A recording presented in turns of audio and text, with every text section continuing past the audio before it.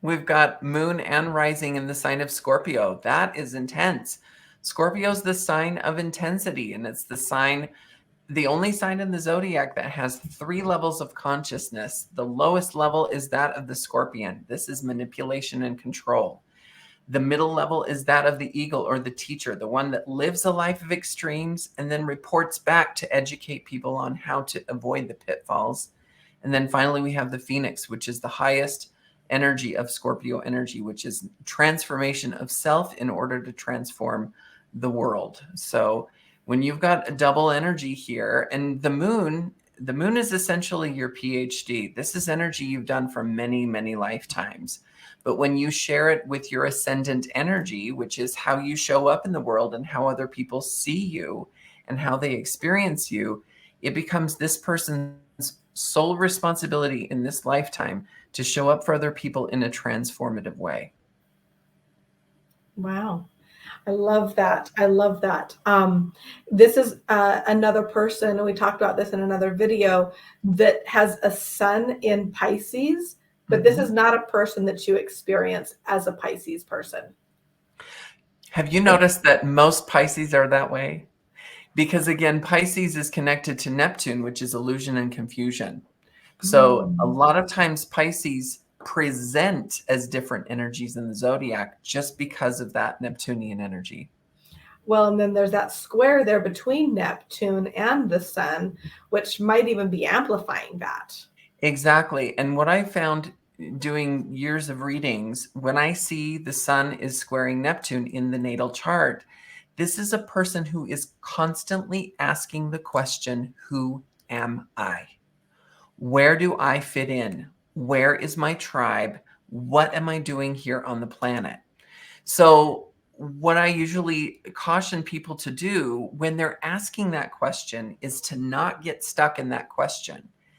The challenge here is to realize that when you have Sun square Neptune, the universe is, your purpose is going to find you. You just need to be open to it. You may never get the answer of who am I, where am I going, and what am I doing here. You just have to be that open channel so the universe can plug you into what you're here to do. Awesome. That's super. Just to feel that is so guiding, and that's one of the things that I love about astrology is just what you said right there is a life-changing concept for so many people. Yeah, it is, because if this person's gonna be asking that question, who am I, where am I going, what am I doing, that's just going to be them banging their head against the wall for the rest of their life instead of gaining some momentum in going forward. The other thing that I find really interesting about the chart is the moon is conjunct Uranus in the 12th house. When Uranus is in the sign of Scorpio, this is a generation, me included, that has extremely intense emotional energy and sometimes very erratic emotional energy. And when you're dealing with the sign of Scorpio, remember it's the sign of the scorpion. It's this little tiny creature that's very intricate and very beautiful to look at. But if you get too close, it can sting you. So this person has to really, really work on their emotional energy, where they are with their emotions at all times. How are they feeling in groups of people, at work, whatever they're doing? Regulating their emotional energy is going to be paramount for this chart. Yeah, love that. What would you consider this a yod? No, almost. Well, Almost. I mean, it's just a couple minutes shy of a yod because it's 10 degrees 54 minutes and 13 degrees 28 minutes. If, let's say, for example, it was Saturn was at 9 minutes 54, it would be a sextile. So when I see a chart like this, what I do is I ask the person whose chart it is, do you experience this sextile energy in your chart? Do you experience this energy as a person? And if they say no, then I'm like, okay, then it's not relevant to the chart. But if it is, I add it in there so that yod is pointing right to Mercury. Now, where we find a yod, or what they call the finger of God, it points an arrow to a specific planet of emphasis, and that planet represents a major turning point in life, or possible multiple turning points in life pertaining to that specific planet. And in this case, it would be Mercury, the planet of communication. And so when the Sun and Mercury are there in the fourth house of family, and then the part of fortune is there as well, what would you say the relationship of this person to family, how does that play out? Well, first of all, the ruler of the fourth house is in Pisces. So Piscean energy, again, is kind of illusion and confusion sometimes. So this would tell me that this person in childhood connecting with parental energies, they didn't really quite know what was going on. There were a few secrets that were happening in this family's in the family tree that the child was not really aware of. But with having the sun there, which is where we find satisfaction, where we find success, where we shine the brightest. I also have a sun in the fourth house. This is where we feel really good. This person likes to hang out at home. Conjunct Mercury, planet of communication, but also in the sign of Pisces, that not only does this person feel really great at home, but they feel very daydreamy at home. This is the kind of person that when they are at home, they need to have a task list, because Pisces are the sign in the zodiac that lost their keys. They lost track of time. They don't know what time it is. They're going to be late.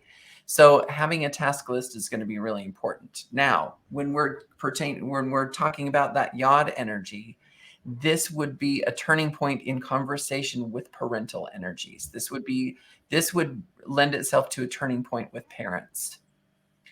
Possibly a secret from childhood being, discovered later on. Maybe the parents weren't telling this person something like that. Fascinating. And just staying on that relationship vein, but moving into other relationships, Jupiter right here on the descendant and in the seventh house, like relationships are important to this person. Oh, 100%, especially since it's ruled by Taurus, the sign of values. Where we find Jupiter is where we have plenty throughout our whole lives. So this is the example of a chart who, when they find their someone, that's going to be a really solid someone to be with. And if, for example, if this person's spouse died before them, they would likely remarry and find someone else. And what would you say if, just because I do know this person, if the marriage relationship is very poor? Well, it would, one of the things that we would look at is that square between Mars, which is forward movement and physical vitality, and Jupiter. So when we have a square or a challenge, this is the kick in the butt from the universe that lights a candle under your butt to move after things, to go after things. So when we've got Mars, which is the planet of forward movement, and then Jupiter, which is expanding that action, this is excess everything. If this person has a fight with their spouse, it's going to be the fight of a lifetime. If this person is going to, if this person is going to hunker down with their spouse and not leave the house, they're not going to leave the house for months. It's really big energy that could be causing the problem. So one of the fixes here is to be really, really super accountable for your part of the relationship. This person's chart specifically needs to be really fully accountable. If they find that they're going overboard with fighting, or with, lounging around, or overworking and avoiding their spouse, they're the ones that have to make the adjustment to realize that they're going way overboard in terms of relationship, which is usually a pretty quick fix for that relationship. Awesome. Jeremy, it is so fascinating to look at charts with you. Thank you so much. Thank you. It was a pleasure.